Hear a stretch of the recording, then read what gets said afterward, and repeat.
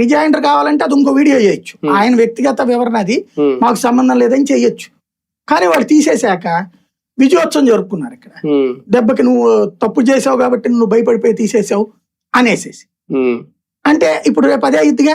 YCP వాళ్ళు for example ఆ కోర్టులో ఇది వచ్చింది కాబట్టి అప్పటికి వాళ్ళు ఆ పోస్ట్ పెట్టారు, ఇదిగో ఎఫ్ఐఆర్ కాపీలు ఇచ్చారు మాకు పంపించారు ఇదిగోండి అని చెప్పేసి దగ్గర 100 వీడియోలకి ఇచ్చారు వాళ్ళు, 100 పోస్టులకి ఇచ్చారు వాళ్ళు. పెట్టేటప్పటికి అన్నిటి మీద తీసేయడం అంటే పార్టీ వెనక్కి దగ్గరట్టు అవుతుంది. అది వాళ్ళ కార్యకర్తల ముందు అబాస్పాలైనట్టు. వీళ్ళు దానికి లీగల్ గా ఆన్సర్ చేస్తారు. వాళ్ళు దాంట్లో కూడా ఫేస్బుక్ లో అన్నిట్లో కూడా ముక్క పెడతారు లీగల్ గా ఆన్సర్ చేయమని. 1, 2, 3 అయితే ఓకే, 100 అయ్యేటప్పుడు ఫేస్బుక్ పేజ్ క్లోజ్ చేసి పడేశాడు. అది జరిగిందని నాకు అర్థమైంది. నాకు అర్థమైనంత అంటే మామూలుగా సోషల్ మీడియాలో నాలాంటి వాళ్ళు తెలిసింది ఏంటంటే, ఒకటి అల్గారిథం ప్రకారం ఏమన్నా అశ్లీల కంటెంట్ పెట్టినప్పుడు ఆటోమేటిక్ గా మనం చెప్పకుండా మీరు అన్నట్టు ఏదో చిన్న నోటీస్ పంపించి సాయంత్రం లోపు మొత్తం క్లోజ్ చేసేస్తారు.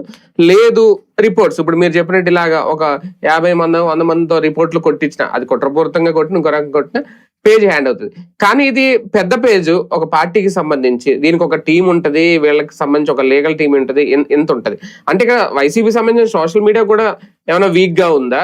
నిజంగా అంత అలా చేస్తే ఇప్పుడు ఇలాగ వైసీపీకి సపోర్ట్ చేసే చాలా పేజీలు ఉంటాయి, వాళ్ళందరికీ థ్రెట్టే కదా. నిజంగా ఇదే కనుక జరిగి క్లోజ్ చేయాలంటే పెద్ద పనే ఉంది, అన్ని క్లోజ్ అయిపోతాయి కదా. ఇంతకుముందు కూడా జరిగినాయి కదా అట్లాగా.